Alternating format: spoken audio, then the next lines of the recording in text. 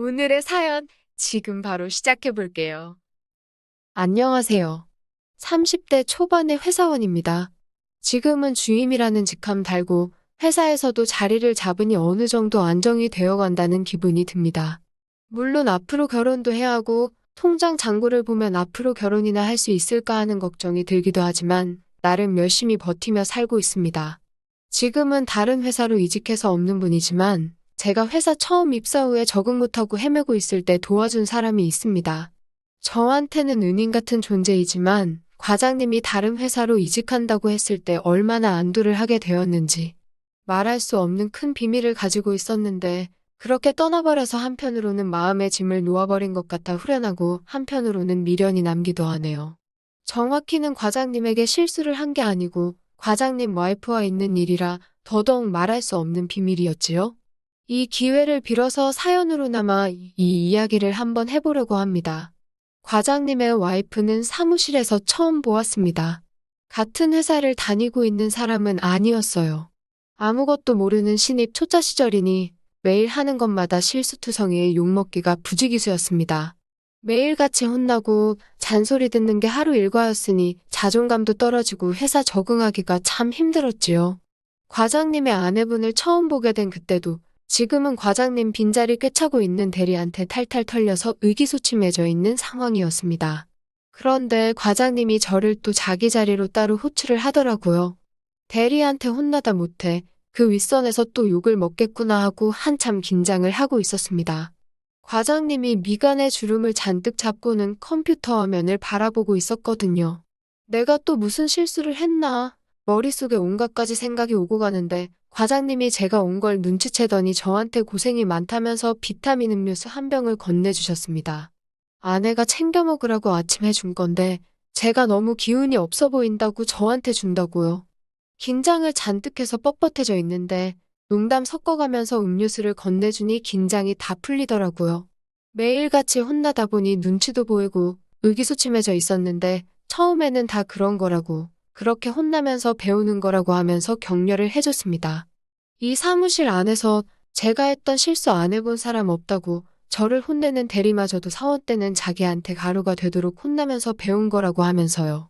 사람이 실수를 할 수 있는 거라고 하지만 같은 실수가 반복되지 않게 노력하면 언젠가는 회사를 위한 인재로 거듭나게 될 거라면서 그런데 그렇게 매일같이 긴장하고 몸에 힘이 들어가 있으면 오히려 더 실수를 하게 되는 법이라며 긴장 좀 풀고 회사에서 편하게 지내라고 응원해줬습니다. 그 당시에 안 그래도 마음고생이 심했는데 위로를 받으니 눈물까지 날 것 같았어요. 원래는 출근 시간에 딱 맞춰서 출근했는데 그 다음날 뭔가 제가 느꼈던 바가 있는지 출근 시간보다 1시간 일찍 회사에 도착하게 되었습니다. 사무실에 들어갔는데 제가 제일 먼저 출근했더라고요. 사실 과장님한테 비타민 음료 받은 게 그냥 받고 넘어가기 그래서 전날 퇴근길에 약국에 들러서 똑같은 걸로 한 상자 사놨었거든요. 그걸 과장님 책상 위에 몰래 두고 가려고 했습니다. 나름 제 방식의 사회생활이자 보답이었던 거죠. 그런데 또 막상 그렇게 하려니 생색을 내고 싶어서 감사합니다 하고 포스트잇에 적어서 메모를 남겨놓고 싶었습니다. 과장님 책상 위에 있는 포스트잇을 한 장 떼고 있는데 과장님 자리 파티션 구석에 있는 한 여인의 사진에 시선을 사로잡히게 되었습니다. 귀 밑까지 내려오는 숏것에 커다란 눈망울에 가지런한 이빨이 훤히 보이게 미소를 짓고 있는 그 여인은 정말 아름다웠습니다. 음료수만 두고 가려고 했는데 정신없이 그 사진에 시선을 빼앗겨서 시간이 가는지도 모르고 있었습니다. 너 내 자리에서 뭐하냐? 제 뒤통수에서 들려오는 목소리에 화들짝 놀라고야 말았습니다.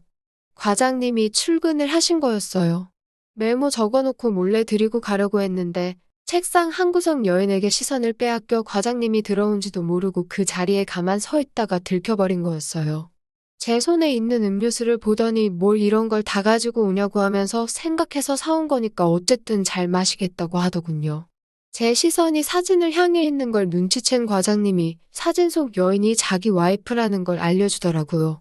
연예인 뺨치게 이쁜 자기 와이프가 과장님한테는 나름 자랑거리였나 봅니다. 팔불출같이 아내 자랑을 하는데 그 정도 미모의 와이프라면 저도 동네방네 자랑했을 법 싶더라고요. 자리로 돌아와 이 일을 하는데도 왠지 자꾸 사진 속 과장님의 아내분 얼굴이 계속해서 아른거렸습니다. 그 뒤로 저는 남들보다 일찍 출근하는 습관이 생겼습니다. 제일 먼저 출근해서 분주하게 사무실 정리하는 척하면서 매일같이 과장님 자리 근처에 가서 과장님 아내분의 사진을 바라보는 게 제 하루 일과였습니다. 사진 속에서 환하게 짓고 있는 미소가 언젠가부터는 저를 향해 웃고 있는 모습이라는 생각까지 들 때가 있었습니다. 어느 날에는 어디서 그런 용기가 생겼는지 과장님 아내분의 사진을 제 핸드폰으로 찍어서 저장해버렸습니다. 그 뒤로부터는 집에 가서 잠들기 전에도 과장님 아내분의 사진을 보게 될 정도였지요. 한 번도 본 적이 없는 과장님 와이프인데 제 꿈속에 나와서 연애까지 하게 되었네요. 꿈에만 그리던 그녀를 실제로 보게 되기까지는 오랜 시간이 걸리지 않았습니다. 과장님이 저한테 시간이 있냐고 묻더니 술 한잔 하자고 하더라고요. 퇴근 후에 회사 근처에 있는 포장마차에서 과장님과 술 한잔을 하게 되었습니다. 과장님은 요즘 실수도 적어주고 회사에 잘 적응하고 있는 것 같다고 보기 좋다고 하면서 격려차 술 한잔 사주러 불러낸 거더라고요. 이게 다 과장님 아내분 덕분이라 말을 하고 싶었지만 그럴 수는 없었지요. 그래서 말을 조금 돌려서 이게 다 과장님 덕분이라고 감사하다고 대답했습니다. 과장님처럼 예쁜 여자 만나 가정을 꾸리고 싶다는 말을 돌려서 앞으로 과장님처럼 되는 게 제 목표라는 말도 했지요. 제 말이 아부처럼 들렸는지 과장님이 기분이 엄청 좋아 보이더라고요. 아부가 상당하다고 하면서 이렇게 능글맞은 놈이면 회사에서 조만간 승승장구하겠다고 하면서 제 술잔에 술을 계속 따라줬습니다. 과장님도 오랜만에 마시는 술이라면서 기분이 너무 좋다고 조금 급하게 술을 달리는 것 같더군요. 술자리가 끝나갈 때쯤 과장님이 화장실 다녀왔다가 계산하고 오겠다며 잠깐 자리를 비웠습니다. 2차 갈 곳을 생각해보라고 하더라고요. 술 너무 많이 드시는 거 아니냐고 말했는데 이제 시작이라고 하면서 비틀비틀거리면서 화장실을 가더라고요. 그런데 계산하고 나서 화장실로 간 과장님이 어느 정도 시간이 지났는데도 돌아오지 않더라고요. 큰일을 본다고 하기에도 시간이 너무 오래 걸리는 것 같아 무슨 일이 있나 하고 화장실로 가보려는데 테이블 위에 두고 간 과장님의 핸드폰이 바쁘게 울리기 시작했습니다. 전화를 건 사람은 다른 사람이 아니고 과장님의 아내분이었습니다. 핸드폰 화면에 만울림이라고 저장된 이름으로 걸려온 전화기를 보고 있으니 갑자기 열이 나는 듯 몸이 뜨거워지고 두근두근 긴장이 되더라고요. 저도 과장님만큼은 아니지만 술이 꽤나 들어간 상황이다 보니 왠지 모를 용기가 생겨서 전화기를 들어 전화를 받았습니다. 무슨 생각이었는지는 모르겠지만 아마 그동안 상상만으로 그려왔던 여자의 목소리를 실제로 들어보고 싶은 욕망이 강했던 것 같네요. 술집의 시끄러운 소리 덕분이었을까? 제가 자신있게 여보세요라고 말하고 전화를 받았지만 과장님의 아내분은 못 들었는지 당장 자기가 할 말만 전화로 웃더라고요. 잘 먹지도 못하는 술은 작작 마시고 오늘 내일 모레는 우리 둘째 만들기로 한 날이니까 빨리 들어와. 라고 하면서요. 저도 결혼을 안 했다 뿐이지 둘째를 만든다는 말이 무슨 뜻인지 알고 있으니 조금 질투가 나기 시작했습니다. 저는 상상 속에서나 만나던 여자가 오늘 밤 무슨 일이 있을지 알려주는데 사실 부부이기에 당연한 일인데도 그 모습을 생각하니 괜히 패배감이 들 정도였어요. 마음을 가라앉히고 과장님을 찾으러 가니 과장님은 화장실 앞에 있는 의자에 앉아서 완전히 술에 뻗어 있더군요. 잘 하지도 못하는 술을 제 기운나게 해주려 억지로 마신 직장 선배를 보니 방금까지 느꼈던 질투심은 사라지고 과장님께 제가 뭐 하는 짓인가 하는 생각이 다 들었습니다. 과장님을 부축해서 택시를 잡아 집까지 모셔다 드렸습니다. 택시에서도 다 꼬부라진 혀로 제가 잘하고 있다면서 앞으로도 잘할 거니 요즘 하는 것처럼만 하라고 칭찬을 아끼지 않더군요. 비틀거리는 과장님을 부축해가며 집 방까지 들어갔습니다. 술에 취했는데도 비밀번호는 잘 누르고 문을 열더라고요. 문이 열리자마자 긴장감이 풀린 건지 과장님은 신발도 벗지 못하고 신발장에 그대로 드러누워 버리더군요. 어떻게 해야 할지 몰라 당황하고 있는데 깜짝 놀라는 여성의 소리가 들려 고개를 들어보니 유리로 된 중문을 사이에 두고 과장님을 부축하고 온 저를 예상 못하고 남편을 마중하러 온 과장님의 아내와 단둘이 맞닥뜨리게 된 것입니다. 제가 있을 거라는 생각을 못했을 테니 과장님 아내분은 오늘 밤을 준비해 화장도 새로 하고 좋은 시간을 보내기 위해 만반의 준비를 하고 남편을 마중 나온 아내의 적나라한 모습을 그대로 마주치게 돼버린 겁니다. 실제로는 30초도 안 되는 짧은 시간이었을 텐데 그 순간이 마치 시간이 멈춘 것 마냥 길게만 느껴졌습니다. 뒤늦게나마 상황을 인지한 과장님의 아내는 저희 눈을 피해 거실 쪽으로 달아나 버렸고 저는 저대로 큰 잘못을 저지른 것 같아 그 길로 과장님을 바닥에 내팽개쳐둔 채로 도망치듯 집을 벗어났지요. 주말을 보내고 월요일 출근 시간이 다가오는데 과장님을 어떻게 대해야 할지 걱정이 되더라고요. 그래서 일찍 출근하는 것도 있고 시간에 딱 맞춰서 출근을 했습니다. 과장님이 제가 들어오는 걸 보더니 인상을 쓰는 것 같길래 사무실에 앉아있는데도 괜히 시선이 느껴지는 것 같아 똥줄이 다 타더라고요. 점심시간이 돼서 구내식당에서 혼자 밥을 먹고 있는데 과장님이 제 앞에 앉는 겁니다. 어떻게 말을 해야 할지 몰라 식은땀이 다 나더라고요.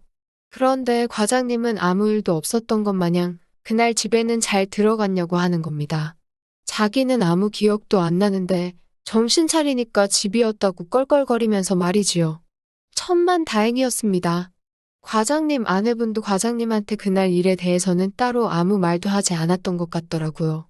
하지만 그 일이 있었으니 저는 의식하지 않으려고 해도 자연스럽게 과장님을 멀리하게 되었습니다. 그러다 과장님이 드디어 전세생활 탈출하고 자가로 집을 구했다며 집들이에 저를 초대했습니다. 다른 사람 말고 저만 개인적으로 초대하는 거라는 말을 덧붙이니 어떤 변명도 할 수 없었고 집들이에 초대돼서 갈 수밖에 없었습니다. 과장님 아내분은 문을 열고 들어오는 저를 보더니 흠칫 놀라는 것이 그때의 저를 정확하게 기억하고 있는 것 같더라고요.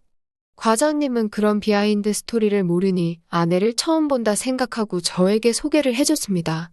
너스레를 떨면서 우리 와이프 이쁘지? 하면서 팔불출 같은 행동을 하고 있는데 과장님 아내분과 저는 정말 그 자리가 고역스러웠습니다. 그런데 한편으로는 그날로부터 거의 1년이 지난 시점에 다시 만나게 되었는데 제 얼굴을 정확하게 기억하고 있는 과장님 아내분의 행동에 묘한 기분이 들더라고요. 어떤 방법으로든 제가 꿈에 그리던 이상형의 여인에게 제 모습을 각인시킨 거나 다름없었으니 말이지요. 그날 과장님과의 특별한 이벤트를 위해 했던 풀어헤친 머리나 짙은 화장은 없었지만 오히려 제가 처음 빠져들게 만들었던 과장님 아내분의 미모가 그대로 남아있는 것 같아 오히려 저는 그 모습이 더 좋았습니다. 과장님이 집들이 하면서 또 술을 혼자 과하게 마셔서 거실에 먼저 널브러져 누워버렸어요. 저도 취기가 살짝 올라 과장님 아내분에게 그날 일은 죄송하다고 개인적인 사과를 드렸습니다. 잊고 싶은 그날의 기억을 다시 들춰내서 그런 건지 과장님 아내분은 고개만 숙인 채 아무 말도 잊지 못하더라고요. 제 마음을 전하고 싶었는데 더 했다간 저도 실수를 해버릴 것 같아 참았습니다. 뒷정리하는 걸 대충 도와드리고 집으로 돌아가려는데 과장님 아내분이 남편이 저를 엄청 마음에 들어하는 것 같다고 대학 다니던 시절에 친하게 지내던 후배를 보는 것 같다면서 남편이 친구도 많이 없고 많이 외로워하니 이렇게 가끔씩 집에 놀러와서 술 한 잔씩 하고 가라는 말을 해주더라고요. 하지만 오히려 그날을 기점으로 저는 과장님과 좀 더 거리를 두게 되었습니다. 이런 식의 만남을 더 이어갔다간 저도 모르게 언젠가 과장님이 술 취한 틈을 타서 큰 실수를 저지를 것 같았거든요.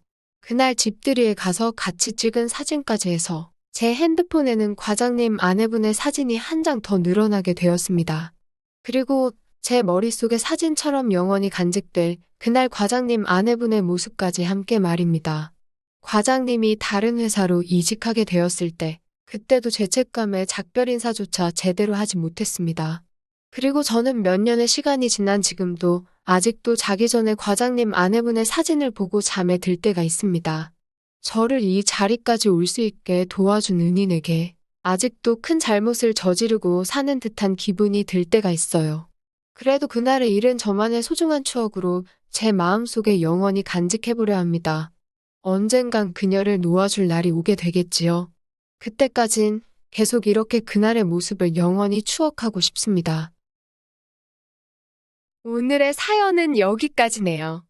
긴 사연 끝까지 들어주셔서 감사합니다. 구독과 좋아요 잊지 말아주세요.